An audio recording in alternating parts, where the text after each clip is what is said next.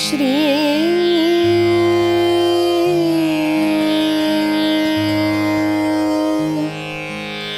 हरि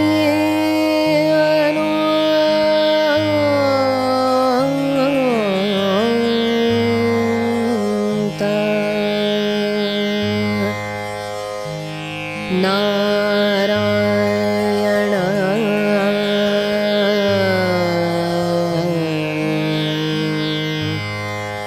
ओम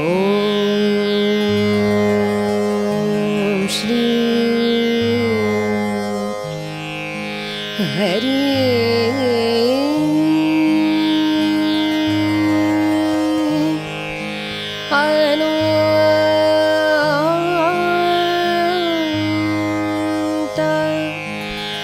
नारायण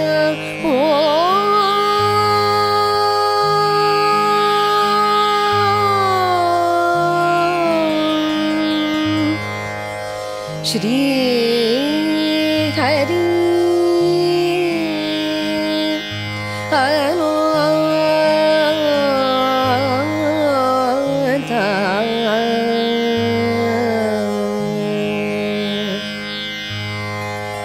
एक तू ही चराचर छायो, एक तू ही चराचर छायो, एक तू ही चराचर छायो।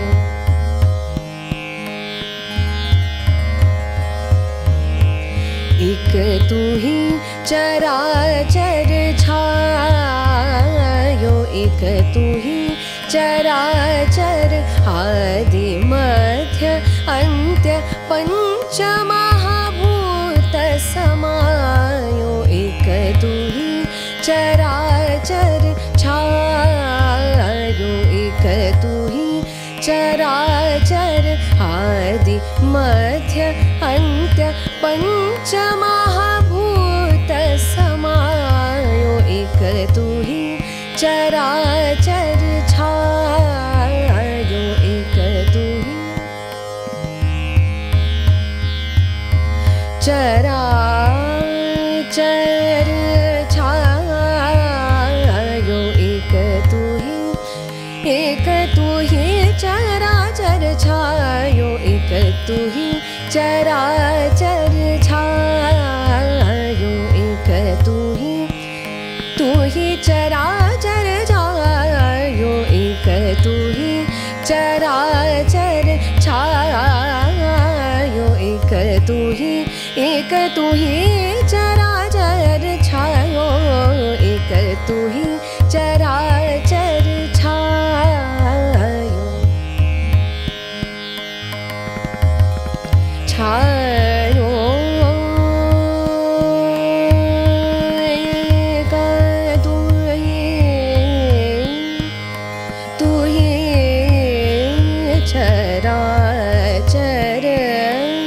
चराचर छायो, चराचर छायो, छायो छायो, एक तू ही चराचर छायो।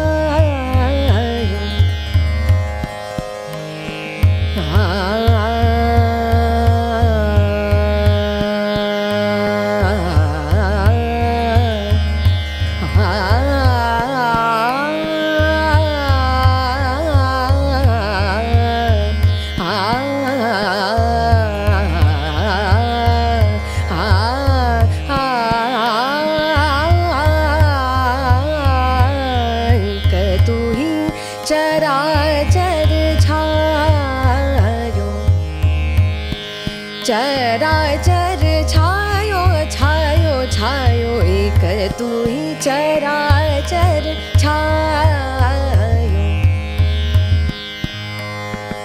एक तू ही चराचर छायो, चराचर छायो,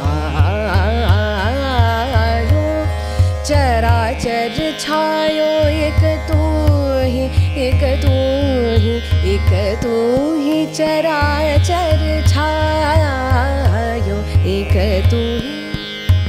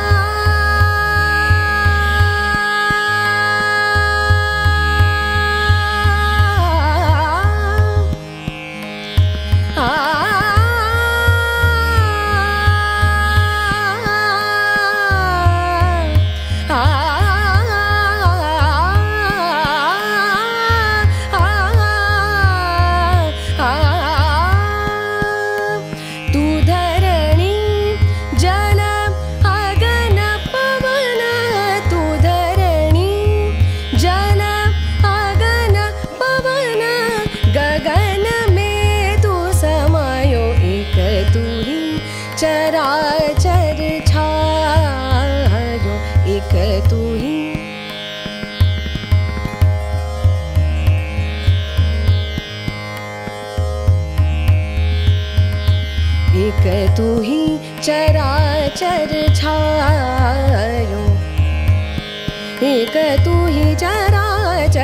छायो एक तू ही चराचर छायो एक तू ही चराचर छायो एक तू ही चराचर छायो एक तू ही चराचर चराचर छायो एक तू ही चराचर छायो एक तू ही चराचर छायो एक तू ही चराचर छायो एक तू ही चराचर छायो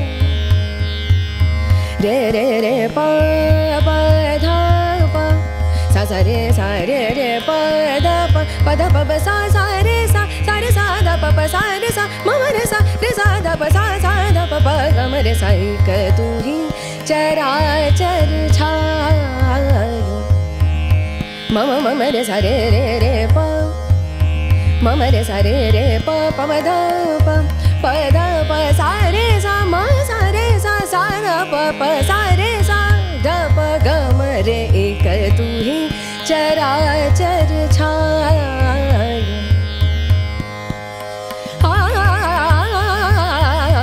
एक तू ही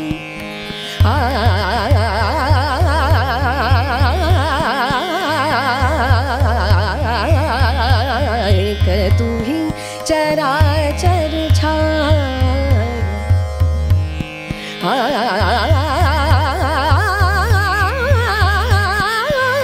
ही चराचर छायो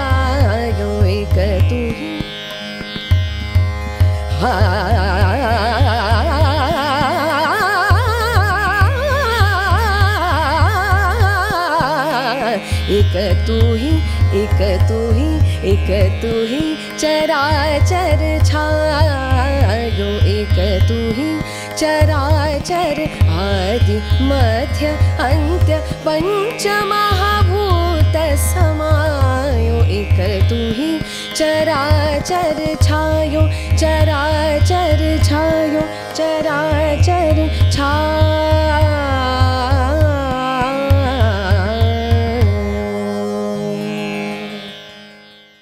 मंडळी नमस्कार. आजची गोड गायिका कोण आलेली आहे तुम्हाला कळलेलंच आहे. मी तुझं श्रिया स्वागत करते. धन्यवाद, थँक्यू. हे खूपच अनौपचारिक वाटतं ना असं की मी श्रियाचं स्वागत वगैरे, पण ठीक आहे आता काय काहीतरी पॉडकास्टच्यासाठी आपल्याला लोकांच्यासाठी करायला हवं. आणि आता श्रियाने इतकी सुंदर बंदिश ऐकवली आहे, तर आपण तिथूनच सुरुवात करूया आपल्या गप्पांना आजच्या, की ती बंदिश कोणाची होती आणि ती रचना त्याच्याबद्दल तू आधी सांग आणि मग आपण गप्पांना सुरुवात करूया. नक्की नक्की. तर ती बंदिश ती राग कामोद मध्ये रचली आहे माझ्या गुरूंची विदुषी सौश्रुतीताई गोखले ह्यांची बंदिश आहे आणि रचनेच्या मागे त्यांचाच विचार आहे आणि कारण त्या खूप स्पिरिच्युअल लेवलवर कनेक्ट होतात म्हणून त्यांची स्पिरिच्युअलिटी त्यांच्या बंदिशींमध्ये, त्यांच्या रचनेमध्ये, त्यांच्या गाण्यामध्ये सुद्धा येते आणि पर्यायाने तुमच्यात आणि पर्यायाने आमच्यात पण येते. तर त्यांची बंदिश आहे आणि त्यानेच मी म्हटलं सुरुवात करावी. क्या बात आहे. खूपच इतकी अप्रतिम म्हणजे असं कामोदनी वातावरण भारावून गेलेलं होतं सगळं. आणि त्या निमित्ताने श्रुतीताईंना पण सांगूया, श्रुतीताई खूपच अप्रतिम बंदिश होती तुझी आणि क्या बात आहे, मजा आली एकदम. बरं, आता मला तुला हे आधी विचारायचं आहे की म्हणजे तू यंग जनरेशनची अशी आहे, तर तुला असं कधी वाटलं नाही की मी क्लासिकल न करता अजून काहीतरी जिथे मला खूप फेम मिळेल आणि असं अशा ठिकाणी, कारण गोड दिसतेस, गोड गळा आहे, तर असं वाटलं नाही का की मी दुसरीकडे जाऊ? कारण क्लासिकलमध्ये आपल्याला माहिती आहे की त्या मनाने स्लो प्रोसेस आहे लोकांच्या समोर येण्याची. तर असा कधी विचार नाही आला मनात? असा विचार असाच आला नाही कारण की मी सुरुवातच क्लासिकलने केली खरं तर. म्हणजे मी शिकायलाही प्रोफेशनली क्लासिकलनेच सुरुवात केली. म्हणजे जेव्हा मी छोटी असताना माझी आई मला शिकवायची सगळ्या कॉम्पिटिशन्समध्ये गाणं वगैरे, लाईट वोकलसाठी तिने मला प्रिपेअर केलं. माझ्या स्कूलच्या ज्या म्युझिक टीचर होत्या त्यांनी मला सजेस्ट केलं की मी प्रोफेशनली क्लासिकलची सुरुवात करावी आणि तेव्हापासून मला त्याच्यात इंटरेस्ट आपोआपच डेव्हलप झालं. असं नव्हतं की बाबा मी काही वेगळ्या जॉनराला कॉम्प्रोमाइज करून क्लासिकलकडे जात होते, असं कधीच झालं नाही. कारण मला त्या अलंकारांमध्ये, स्वराच्या डिटेलिंगमध्ये जाऊन तालाशी खेळणं वगैरे ते सगळं आपोआप मला खूप आवडायला लागलं. आणि ऑफकोर्स श्रुतीताईंकडे शिकायला जेव्हा मी सुरू केलं त्यानंतर अजूनच इंटरेस्ट वाढला, कारण ते कळायला लागले की किती महासागर आहे क्लासिकल म्युझिक. सो आणि माझी आयडिओलॉजी अशी आहे की जर बेस तुमचा पक्का असेल तर तुम्ही कोणत्याही प्रकाराचं गाणं, कोणत्याही जॉनरा गाऊ शकता. तर भले ते लाईट वोकल असेल, भले नाट्यसंगीत असेल, सेमी क्लासिकल असेल, for that matter even western classical, Soprano वगैरे जे आपण या स्टुडिओमध्ये बसलोय, तर बेसिक सोप्रानोज, ओपेरा ह्या सगळ्या गोष्टी सुद्धा बेस क्लासिकलचा असेल ना तर डेफिनेटली गाऊ शकता. तर while I am okay to sing any other genre, पण मी माझा बेस कधी सोडणार नाही. क्या बात आहे. आणि मग अशी तुझी क्लासिकलकडे सुरुवात झाली, पण मग तुझ्या घरात आई गाते? हो, आई गाते, वडील गात नाहीत असं म्हणतात तरी गातात ते, पण ते लोकांना माहित नाहीये, ते फक्त आमच्यासाठी आहे. आता जगाला परफॉर्मन्सेस आहे म्हणजे वडिलांचे फक्त. हो, तर सूर हे आलेलं आहे कारण माझी आजी पण दोन्हीकडे, म्हणजे आईची आई आणि वडिलांची आई सुद्धा दोघेही गायचे. तर त्यांच्याकडनंच आलेलं आहे माझ्याकडे. सो ऑल इन ऑल त्याच्यामुळे घरातलं तुला वातावरण तसं होतं आणि बाय जीन्स पण तुला बाय जीन्स पण मिळालंय. हो, आणि म्हणजे प्रतिसाद तर होताच आणि सपोर्ट ऑफकोर्स म्हणजे अनलिमिटेड सपोर्ट होता फॅमिलीकडनं, कारण त्यांना इम्पॉर्टन्स माहिती आहे आणि त्यांना जेव्हा कळलं की माझ्यात बाय गॉड्स ग्रेस आहे ते गाण्याकडे एक आहे माझ्याकडे, तर त्यांनी पण खूप एफर्ट्स घेतले आणि मी आता जी आहे ती माझ्या फॅमिलीमुळेच आहे असं म्हणायला हरकत नाहीये. मग तू वयाच्या कितव्या वर्षी श्रुतीताईंकडे गेली शिकायला? मी 2006 म्हणजे मी 6वीत होते, तर मी तेव्हापासून शिकतीये त्यांच्याकडे, अजूनही शिकतीये आणि शिकतच राहीन त्यांच्याकडे. क्या बात आहे. खरंच आहे, म्हणजे गुरु म्हणून श्रुतीताई खरंच खूप महान आहे. अगदी प्रश्नच नाही. आणि त्याच्यानंतर तू अकॅडमिक्समध्ये काय काय केलेलं आहेस? सो मी अकॅडमिक्समध्ये माझं अंडर ग्रॅज्युएशन BCom होतं आणि त्यानंतर मी MBA केलं ह्युमन रिसोर्सेसमध्ये आणि आता त्यानंतर मी रिलायन्स जिओमध्ये होते ॲज अन HR आणि आता मी विप्रोला झाली. मी गेली 2 वर्ष आता विप्रो बरोबर आहे, विप्रो लिमिटेड, आणि तिथे मी as a human resources manager म्हणून आहे. तर ते माझं अकॅडमिक. कसं मॅनेज करतेस? आता गाणंही तुझं फुल टाइम, म्हणजे तू करिअर पूर्ण गाण्यात तुझं छान चालू आहे आता सध्या, कारण केव्हाही इन्स्टा उघडलं की तू कुठेतरी कार्यक्रमाला जाते येते असं काहीतरी सारखं दिसत असतं. तर ते लाईफ आणि प्लस तुझं इकडचं अकॅडमिक्सचं पण किंवा आता जो जॉब करतेस ते पण खूप मोठं फील्ड आहे. तर या दोन्ही गोष्टी कशा मॅनेज करतेस? कसं होतं की आता मी अकॅडमिक्स ऑलरेडी सुरू केलेलं आणि तिकडे पण माझा एक डिसेंट कल होता. असं नाही म्हणत की मला खूप इंटरेस्ट खूप जास्त होता, पण येस मी एक अकॅडमिक्स करत होते. मला एक प्रत्येक मिडल क्लास फॅमिलीची एक असते की बाबा तुम्ही अकॅडमिक्समध्येही करावं आणि त्याच वेळेला तुमचं पॅशनही फॉलो करावं. तर मलाही तसंच होतं, because I don't want to waste my academic knowledge. मी जे केलेलं I wanted to pursue that. मी पुढे घेतलं त्याला आणि म्हटलं काही हरकत नाही आहे, जोपर्यंत होतंय, जोपर्यंत पॉसिबल आहे, I am okay to work in the corporate field. आणि त्याचबरोबर फॉर्च्युनेटली मला दोन्ही कंपनीजमध्ये माझे टीम्स खूप चांगले मिळाले. त्यांनाही माहिती आहे की मी म्युझिकमध्ये किती इन्व्हॉल्व्ड आहे, मी किती पॅशनेट आहे त्याबद्दल. तर त्यांनी मला कधीच कुठे अडवलं नाही. त्यांना जर माहीत असेल की माझा कार्यक्रम आहे तर ते मला कधी अडवणार नाहीत. ते म्हणतील की अरे नाही तू नक्की जा, वाटल्यास हाफ डे घे, फुल सुट्टी बुट्टी घे आणि जा आरामात कर तुझं, but do not compromise on it. तर फॉर्च्युनेटली मला तो एक सपोर्ट आत्तापर्यंत मिळाला आहे. Very nice. सो आणि त्याचप्रमाणे बॅलन्स करते. आणि बाकी मग रियाजाला ऑफकोर्स आधी म्हणायला गेलं तर मी सर्व्हिस करण्याआधी ऑफकोर्स मला जास्त वेळ होता रियाज करायला. अँड बाय डिफॉल्ट वेळ कमी होऊन जातो जर तुम्ही फुल टाईम जॉब करताय प्लस गाण्यात करताय म्हटल्यावर. पण ते होतं मॅनेज आपोआप. Where there is a will there is a way. तर तसंच आहे ते. आणि रियाज कसा करतेस साधारण? कारण काय होतं माहितीये, बरेचदा आमच्याकडे असे प्रश्न येतात, म्हणजे तुला आता असं वाटेल की तू काय मग एवढा बेसिक प्रश्न विचारतेस, पण काय होतं, आपला जो पॉडकास्टचा जो मेन उद्देश असा आहे की यंगस्टर लोकांना, कारण तुझा जेव्हा एपिसोड येणार तेव्हा हमखास तुझ्या एजची लोक त्याला जास्त बघणार, तर त्यांना पण हा कधी पडलेला प्रश्न असतो, कधीतरी खूप बेसिक प्रश्न असतात, पण ते विचारलं पाहिजे की तू रियाजाला नेमकी कशी सुरुवात केलीस किंवा त्याच्यात तुला कसा इंटरेस्ट वाटत गेला है ना. तर ह्या सगळ्या थोड्या स्टेप्स जर तू आम्हाला सांगितल्यास तर मजा येईल. येस. तर इनिशियली मी सांगते, कारण हा प्रश्न मलाही पडायचा आणि मी हाच प्रश्न माझ्या गुरूंना विचारला, तर त्यांनी मला सांगितलं मला हा प्रश्न विचारू नकोस, तू आपोआप तुलाच कळेल की काय करायचंय. अँड तसंच झालं, कारण मी माझीच वाट शोधत गेले की बाबा रियाज कसा करायचा. सो इनिशियली जेव्हा रागदारी वगैरे सुरू झाली माझ्या तालमीत वगैरे, तर मी ते राग घेऊन त्याचेच पलटे, त्याचे अलंकार, त्याच्या डिटेलिंगमध्ये जाऊन एक एक स्वर करणं, त्याचा रियाज करणं, मग तालावरचा रियाज, मग तालाच्या बेसिसवर जर बंदिश चालू असेल, बंदिशीत वेगवेगळ्या पद्धतीने कशा प्रकारे सादर करू शकतो. एकच बंदिश दुसऱ्या तालामध्ये जर ती 3 तालात बांधली तर तीच एक तालात ट्राय करावी, कारण 16 आणि 12 मध्ये थोडेफार ऍडजस्टमेंट करावे लागतात. त्यामुळे तालाची पण तयारी होते. तर त्या गोष्टी रियाजाने होतात. आणि बेस्ट पार्ट इज, रियाज करताना कोणी तुम्हाला जज करायला नाहीये समोर.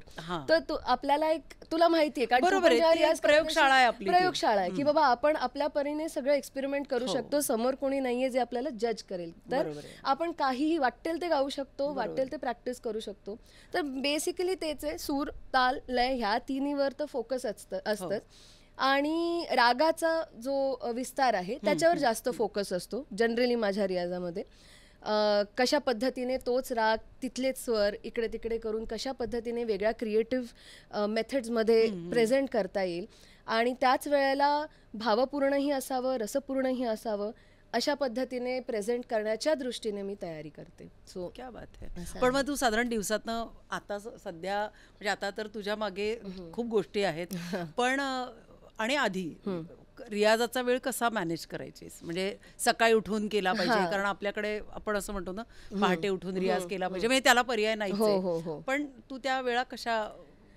फ्रँकली ॲडजस्ट करावं लागतं. आणि मी असं नाही म्हणत की मी अगदी रोज सकाळी उठूनच सकाळीच होतं. कधी कधी मी अपरात्री बसून करते रियाज, कधी अर्ली मॉर्निंग सुद्धा होतं. तर त्याचप्रमाणे टायमिंग्स करते, कारण आधी ऑफकोर्स मला एक 4-5 तास इझिली मिळायचे मला. आता सर्व्हिस सुरू झाल्यावर तसा वेळ सलग मिळत नाही, विकेंड्स असल्याशिवाय. तर कधी सकाळी अर्ली मॉर्निंग, कधी रात्री, अशा पद्धतीने मॅनेज. पण रोज केला पाहिजे हा नियम पक्का आहे. टाइम कुठलाही असो. ते हेच मला तुझ्याकडून आणखीन महत्वाचं पाहिजे होतं. त्याशिवाय नाहीये, त्याशिवाय काही पर्याय पण. तुलाही माहितीये, तू ह्या फील्डमध्ये प्रॉब्ली माझ्यापेक्षा जास्त आहेस, तर तुलाही माहितीये रियाजाशिवाय पर्याय नाहीये. आणि ती धार येत नाही. खरंच आहे, चाकूला धार तेव्हाच लागते, रोज घासल्यावरती. खरंय. हो, म्हणून वडील आम्हालाही नेहमी सांगायचे की देवाने आपल्या गळ्यात च्या गोष्टी दिल्या. सोनं नाही दिलं हे फार चांगलं केलं, कारण सोनं चमकणारच आहे. पण पितळ का दिलंय की तुम्हाला रोज रियाजाने मेहनतीने ते घासायचं तर तरच ते चमकणार आहे, अदरवाईज मग ते नाही चमकणार. अँड ॲज आर्टिस्ट मला वाटतं एक गोष्ट आपल्या सगळ्यांना त्याचं एक भान असलं पाहिजे की आपल्याला देवी सरस्वतीने खूप एक मोठी ब्लेसिंग दिली आहे की आपल्याला गाण्याची शक्ती दिली आहे, तर आपण ते का वेस्ट घालवावं, तर ते कंटिन्यू राहावं असं मला खूप वाटतं. क्या बात आहे. बरं, आतापर्यंत तू म्हणजे या प्रवासामध्ये तुला काय काय पुरस्कार मिळाले आहेत, आणि काही असं छान एखादा अनुभव सांग ना की त्या मैफिलीतला मला हा अनुभव अगदी कायम माझ्या लक्षात राहील. ओके. कारण त्याच्यातनं आपण खूप इन्स्पिरेशन घेत असतो ना त्या ह्याच्यातनं. तर असं काही आहे का? पुरस्कार तसे तर बाय गॉड्स ग्रेस आहेत, म्हणजे बऱ्यापैकी मिळाले आहेत आणि रेकग्निशन आहे. पुण्याचा गानवर्धन पुरस्कार, नांदेडचं यशवंत सुरश्री पुरस्कार, गुजरात संगीत नाटक अकॅडमीकडनं पण अंतस्वर त्यांच्याकडनं पण एक अवॉर्ड होतं. तर असे होते. मिनिस्ट्री ऑफ कल्चरचं स्कॉलरशिप मला तेव्हा मिळालेलं. आणि रिसेंटली मी ऑल इंडिया रेडिओच्या ग्रेडेशनमध्ये बी हाय सुद्धा मला रिसेंटली मिळालं इन द फर्स्ट शॉट. तर ती एक माझ्यासाठी खूप मोठी अचीवमेंट आहे. परफॉर्मन्सेसबद्दल विचारशील तर मला वाटतं प्रत्येक परफॉर्मन्सने मला एक वेगळा अनुभव दिलेला आहे. क्लासिकल असो किंवा सेमी क्लासिकल कार्यक्रम असो, प्रत्येक कार्यक्रमातनं काही ना काहीतरी. आणि एक वाटतं की ऑडियन्सकडनं जी प्रतिक्रिया मला आली आहे ती खूप ऑनेस्ट प्रतिक्रिया आली आहे. कधी कधी असंही झालंय की ऑडियन्सना मी कोण आहे हे माहीत नाही आहे. असं होतं ना की आपल्या बरोबर प्रॉबेबली आपल्यापेक्षा जास्त नोन काही लोक असतील आणि आपण ओळखीचे नसू, पण गाणं ऐकल्यावर त्यांना कळतं की बाबा पोटेन्शियल आहे, किती दर्जाचं गाणं आहे हेही त्यांना कळतं. सो फॉर्च्युनेटली मला ऑडियन्सने पण खूप खूप चांगला प्रतिसाद दिलेला आहे आतापर्यंत प्रत्येक कार्यक्रमात. एक अशी आठवण म्हणजे अगदी रिसेंटच, एक 2-3 वर्षांपूर्वीची गोष्ट आहे. औरंगाबादलाच कार्यक्रम होता आणि माझ्या गुरूंच्या गुरु म्हणजे पंडिता शुभदा पराडकर त्या औरंगाबादच्याच असल्यामुळे त्या तिकडे कार्यक्रमाला हजर होत्या. आणि ती माझ्यासाठी ती खूप मोठी गोष्ट होती, कारण माझ्या गुरूंच्या गुरु म्हणजे गुरुमाता त्या माझ्या समोर आहेत आणि माझ्या गुरूंचा आशीर्वाद माझ्यावर, आणि मला ती संधी मिळाली की त्यांच्या समोर मी गाणं प्रस्तुत करावं आणि समोर बसून त्यांनी मला दाद देणं. ही फक्त माझी अचीवमेंट नाही, माझ्या गुरूंची पण तेवढीच अचीवमेंट होती. तर तो एक मोमेंट मला खूप जाणवतो की बाबा सगळं जुळून आलं अशा पद्धतीने. तो एक एक्सपिरियन्स होता. बाकी मला वाटतं एक आहे एक्सपिरियन्स, तो किस्सा आहे खरं तर. मी नाशिकला एका कार्यक्रमात परफॉर्म करायला गेलेले, मला बोलवलेलं. साधारण एक 2 तासाचा कार्यक्रम होता. तर त्या 2 तासाच्या कार्यक्रमासाठी मी सगळी तयारी वगैरे सगळं झालं. मी सकाळी मी पोचले नाशिकला वगैरे. माझा आवाज त्या दिवशी पार बसला. इतका बसला की मी काहीही गाऊ शकले नाही. मी घरी बसले, मी म्हटलं रियाज करू कार्यक्रमाच्या आधी काही तासांपूर्वी, आणि माझा आवाज फुटेना. आणि मला खूप भीती वाटली की बाबा मी कसं करणार, कारण आपली एक कमिटमेंट असते एवढ्या लोकांसाठी आणि लोक येणार आहेत, तर ते काय ऐकतील जर माझा घसाच नाही साथ देते. आणि ती खूप दुर्दैवी गोष्ट, खूप वाईट अवस्था होऊन जाते, खूप अनकम्फर्टेबल होऊन जातं.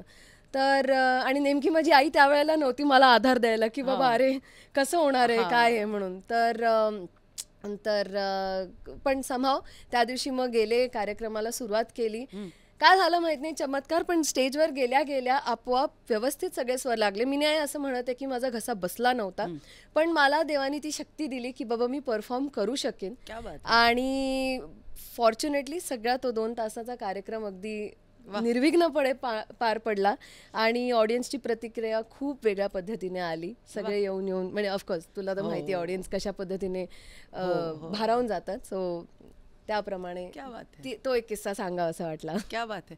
पण असं होतं माहितीये की बरेचदा म्हणजे हा अनुभव आपल्या सगळ्यांना थोड्या अधिक प्रमाणात येतच असतो. पण माझे वडील अशा वेळेला नेहमी मला सांगायचे की आपण जेव्हा प्रामाणिक रियाज करतो ना, तर तो कमावलेला रियाज जो आहे तो म्हणाले की तो तुम्हाला कार्यक्रमाच्या वेळेला किंवा परफॉर्मन्सच्या वेळेला तुम्हाला कधीच धोका देत नाही. अगदी अगदी है ना. आणि म्हणजे मलाही असं झालं होतं, माझं आकाशवाणीची कॉम्पिटिशन होती ऑल इंडियाची, आणि आदल्या दिवशी माझा आवाज पण लागत नव्हता गळ्यातनं, पूर्ण बंद आवाज. पण म्हणजे सर्दी खोकला काही नाही, ओव्हर एक्झर्शनने तो बसलेला होता. पण मला ते, आणि मला रात्री असं रडू यायला लागलं होतं की आता माझं उद्या सकाळी 11 वाजता रेकॉर्डिंग आहे, मी माझं काय होईल. आणि रडायला लागल्यावरती मला ते फक्त रात्री येऊन म्हणाले, हे बघ आपण मेहनत करतो ना प्रामाणिक, तो आवाज कधीच धोका देत नाही. आणि बघ म्हणाले मी, आणि तरी मनात असं वाटतं नाही निघते आवाज, कसा धोका देणार नाही. आपण प्रॅक्टिकल विचार करतो, पण गुरुला ते महत्व आहे की जे आपल्या छोट्या डोळ्यांनी दिसत नाही ते त्यांना दिसतं. आणि ते शांत होते अगदी, होईल होईल, उद्या बघ तू, मस्त मजा येईल तुला. म्हटलं आज काहीच नाही, आज मी रडते, उद्या कशी मजा येईल असं. पण ती खरंच अगं म्हणजे रेकॉर्डिंगला सुरू झाल्यावरती माहिती नाही कसा काय आवाज सुटला, तर ते काहीतरी वरती कमाल असतं ते असतं. आता मला पण ना मधल्या एका इनफॅक्ट गुरुपौर्णिमेलाच आनंद भैरव गायचा होता. मी पहिल्यांदा गाणार होते की बाबा कसं होणार आहे, काय होणार माहिती. मी माझ्या गुरूंना मेसेज, मला काही सुचत नाहीये मला काही सुचत नाहीये, मला कसं गावं कळत नाही. होईल, सुचेल, टेन्शन नको घेऊ, बस एवढं झालं की आपल्याला एक धीर मिळतो. तेच ना. आणि ते अगदी 2 वाक्यामध्ये सांगून ते शांत असतात. काहीतरी कमाल असते, म्हणूनच ते गुरु असतात. हो खरंय, अगदी क्या बात आहे. म्हणजे मला हे कौतुक वाटतंय की लहान वयात तुला एवढे छान पुरस्कार आणि हे असे अनुभव, आणि ते तू खूप छान पद्धतीने घेतेस. म्हणजे मी कायम तुझं वय कन्सिडर करून हे करते. बरं मला आता एक सांग की तुला जो एक मोठा तुझ्या पूर्ण बायोडाटामधला एक गोष्ट आहे की तू बंदिश बँडिट्समध्ये तुला गाण्याची संधी आली, तर ती स्टोरी काय होती, म्हणजे ती अपॉर्च्युनिटी तुझ्यापर्यंत आली कशी, आणि त्याच्याबद्दल सांग सगळं. ओके, सो ती ऑपॉर्च्युनिटी अशी आली की लेजेंडरी शंकर महादेवन त्यांच्या घरी एक खास मैफिल होते जी गणेश चतुर्थीच्या वेळेला होते, आणि त्या मैफिलीला मी अनायसे गेलेले. माझ्या तुला इन्व्हाइट केलं होतं पहिल्या वर्षी, मी गेलेले ॲज अ +1 माझ्या एका मित्राबरोबर, आणि असंच ऐकायला वगैरे गेलेले. मी म्हटलं मला काही हे नाहीये की बाबा गायला तिथे काही असेल वगैरे, नाही, कारण तिथे बरेच मोठी लोक असतात, खूप दिग्गज कलाकार तिथे असतात. तर मी फक्त ऐकायला, एक माहोल बघायला वगैरे मी गेलेले तिकडे. तर मग शंकरजी तर ऑफकोर्स तिकडे होते, आणि ही बिंग अन अमेझिंग होस्ट, त्यांचं लक्ष सगळ्यांकडे असतं, जे ऑडियन्समध्ये आहेत सगळ्यांकडे लक्ष असतं. अँड फॉर्च्युनेटली त्यांचं लक्ष माझ्यावर पडलं त्यावेळेला, आणि त्यांनी सांगितलं, अरे आप आए हो, अरे आप बिलकुल गाओ, म्हणजे असं त्यांनी मला विचारलं. आणि हे होतं पहाटे 4 वाजता. हां, कारण त्यांच्याकडे ओव्हरनाईट मैफिल होते, आणि पहाटे 4 वाजता ते म्हणाले, अरे गा के सुनाओ कुछ म्हणून. तर म्हटलं ठीक आहे, हरकत नाही.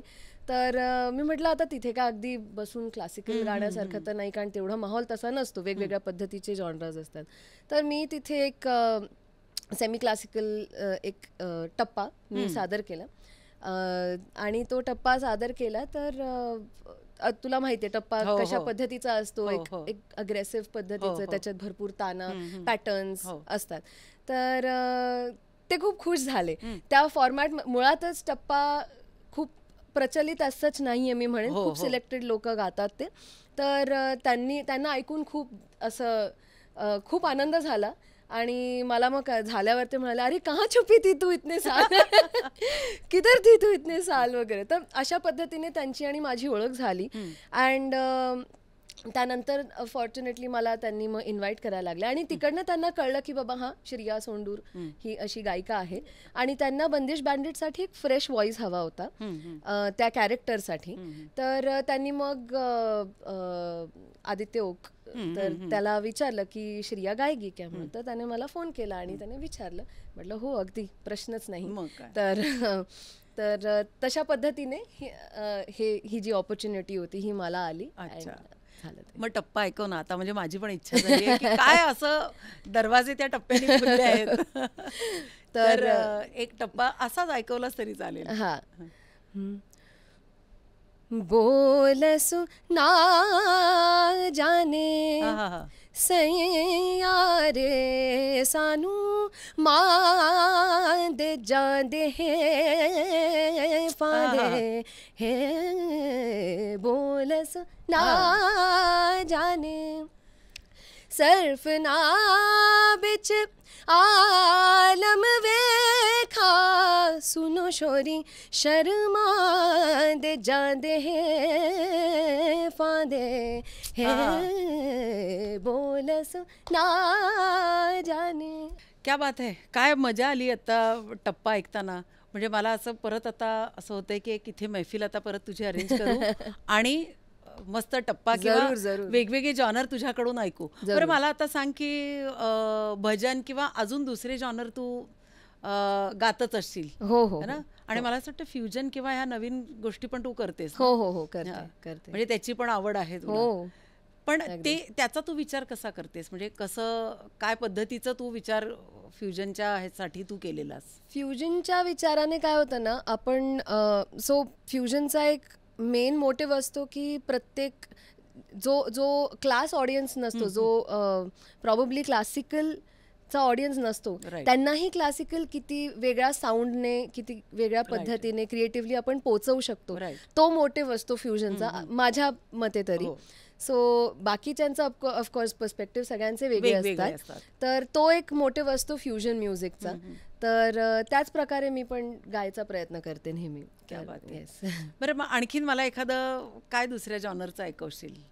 भजन म्हण किंवा काय अजून दुसरं. अभंग ऐकवते. क्या बात. Yes yes. नाम गाऊ नाम ध्याऊ नाम गाऊ नाम ध्याऊ नाम विठोबाला वाहू नाम विठोबाला वाहू दैवाचे आम्ही दैवाचे दैवाचे आम्ही दैवाचे दैवाचे आम्ही दैवाचे दास पंढरीरायाचे दास पंढरीरायाचे नाम गाऊ नाम ध्याऊ नाम गाऊ नाम ध्याऊ नाम विठोबाला वाहू नाम विठोबाला वाहू नाम विठोबाला वाहू. क्या बात है. ही रचना ही मला आत्ता आठवत नाही अनफॉर्च्युनेटली पण एका ऑफकोर्स प्रख्यात कलाकाराचीच आहे. क्या बात आहे. वा वा वा. पण खूप सुंदर रचना आहे. Yes yes yes. आणि अजून काय तू ऐकवू शकशील. म्हणजे नाट्यगीत आहे.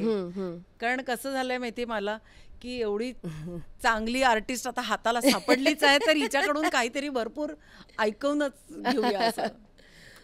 नाट्यसंगीत ऐकवू शकते एखादं. तर त्याच्यात एखादं गाते. एक आता विद्याधर गोखलेंची जन्मशताब्दी वर्ष त्यांचं चालू होतं आता जस्ट नुकतीच संपली आहे. तर त्यांनी एक गझल त्यांनी रचली म्हणजे लिहिली होती तर त्याचे एक दोन लाईन फक्त गाऊन दाखवते. ये मौसम है रंगीन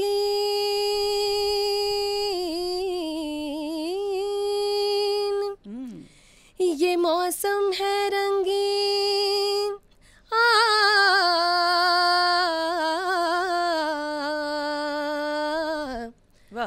रंगीन शाम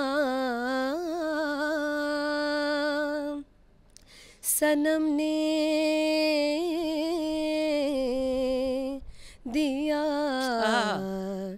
जो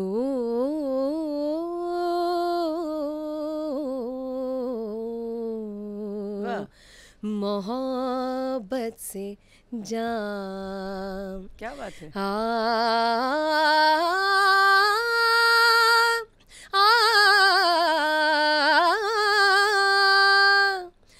ये मौसम है रंगीन ये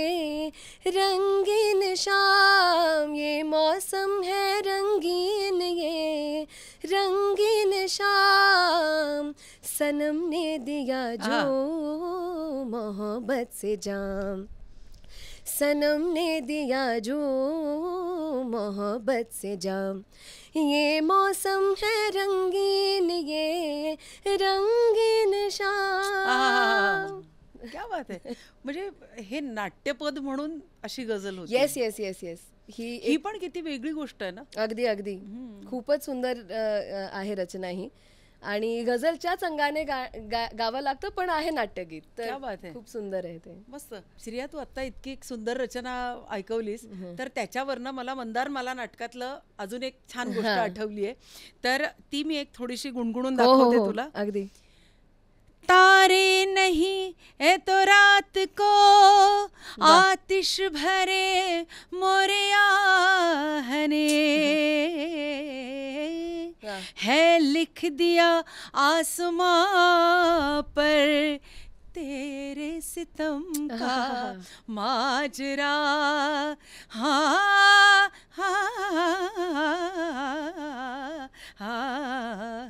ए गुल बदन, ए गुल बदन, जादू नयन, ए. क्या बात आहे. आता अजून एक आठवली, एक दोन ओळी फक्त तुला सांगते, अण्णांचीच आहे. एक लफ्ज मोहब्बत का अदनाए फसाना है, सिमटे तो दिले आशिक, सिमटे तो दिले आशिक, फैले तो जमाना है. तर त्यांनी पण अशी कंपायलेशन केलेली.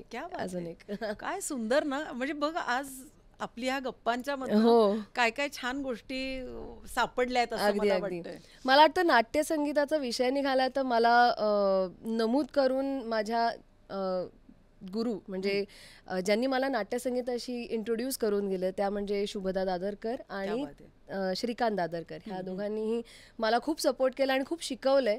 संगीत नाटकाच्या विश्वात त्यांनी मला इन्व्हॉल्व्ह केलं.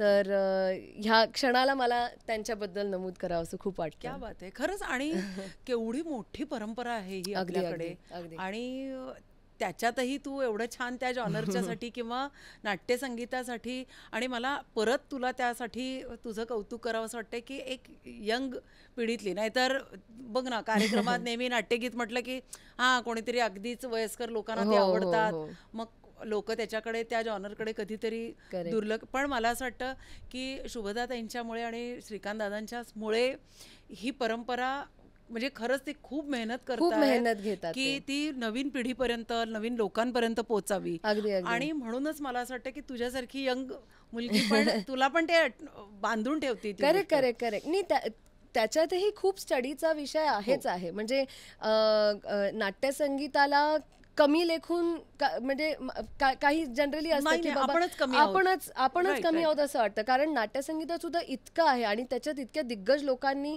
म्हणजे काम केलेलं आहे. रामभाऊ त्यांनी काम केलेलं आहे. बखले बुवांचे सगळे त्यांच्या बंदिशी वगैरे नाटकांमध्ये वापरल्या गेल्या. तर त्याचं एक महासागर वेगळाच आहे. तर तितकंच रिच आहे संगीत नाटकाचं कल्चर. आणि ऑफकोर्स क्लासिकलचा बेस असल्याशिवाय हे शक्यच नाही. पण तरी पण त्या इतक्या सुंदर पद्धतीने त्या गोष्टी तू पण त्या सादर करतेस, किंवा आता शुभदाताईंकडे शिकणाऱ्या पण सगळ्या मुली त्या इतक्या सुंदर पद्धतीने सादर करतात. ही खरंच खूपच मोठी गोष्ट आहे. आणि परत तुझं त्याच्यासाठी विशेष कौतुक. थँक्यू. मला कळतच नाहीये की आपण गप्पा मारताना कितीतरी गोष्टी तुझ्याकडून म्हणजे अजूनही बऱ्याचशा राहून गेल्या आहेत, पण कुठेतरी आपल्याला थांबायला हवंय. तर खूप खूप मजा आली तुझ्याशी गप्पा मारून. आणि अजून एक तुला असं मला एक फक्त एवढंच विचारायचं आहे की तुला काय वाटतं ह्या पॉडकास्टची किंवा ह्या आपल्या गप्पांची किती गरज आहे नवीन लोकांच्यासाठी म्हणा, किंवा श्रिया सोंडूर ही जी एक आता एक गुणी कलाकार आपल्यासमोर आलेली आहे, तर मुख्य तुला आता परत विषय थोडासा माझा वाढतोय की मला तुला म्हणजे आपला जो म्युझिक कहाणी हा जो एक सब्जेक्ट आहे आपल्या एपिसोडचा.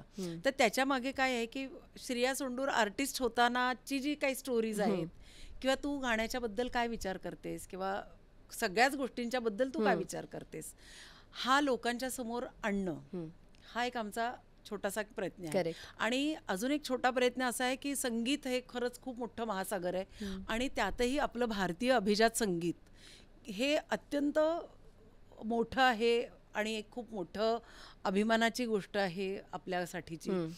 तर ती नवीन पिढीपर्यंत पोचवण्याच्यासाठी आमचा एक छोटासा प्रयत्न आहे. आणि श्रेया, मला असं वाटतं ह्या निमित्ताने तुझी सगळ्या स्टोरीज किंवा तुझ्या मागे आर्टिस्ट होण्याच्या ज्या काही गोष्टी आहेत त्या सगळ्या आपण रसिकांपर्यंत पोचवण्याचा प्रयत्न केला आहे. तू आलीस, एवढ्या छान गप्पा मारल्या, त्याबद्दल खरंच खूप आभार तुझं. थँक्यू. आणि असंच वारंवार आपण भेटत राहू. थँक्यू. आणि तुझे आणि सोप्रानोसचे खूप खूप धन्यवाद आणि खूप कौतुक. तू जसं म्हणालीस की ह्या पॉडकास्टमुळे बऱ्याच लोकांपर्यंत पोचायला मिळतं आणि फक्त आम्हालाच नाही, अशा बऱ्याच असंख्य कलाकारांच्या जर्नीजबद्दल आम्हाला कळतं. कधी कधी काय होतं, ह्या विषयांवर जोपर्यंत मुलाखत होत नाही तोपर्यंत कळत नाही की त्यांच्या लाईफमध्ये काय घडलेलं आहे. तर with that opportunity I think आम्हालाही कळतं की बाबा कलाकारांनी किती त्यांच्या आयुष्यात काय काय केले, त्यांचे स्टोरीज काय आहेत. आणि जे यंग जनरेशन, आमच्याही नंतरचे जे यंग जनरेशन आहे जे क्लासिकल शिकायला किंवा त्यांनी शिकावं असं आम्हालाही वाटतं. तर आय थिंक ह्या सगळ्या उपक्रमांमुळे त्यांना डेफिनेटली एक त्यांचा कल येणार आहे क्लासिकलकडे, definitely. So thanks to you. Shreya, आपलं थँक्यू आणि आभार सगळं झालं, पण सगळ्यात महत्वाची एक गोष्ट काय राहिली आहे माहितीये, आपल्या एपिसोडला लाईक, शेअर आणि सबस्क्राईब करा. येस.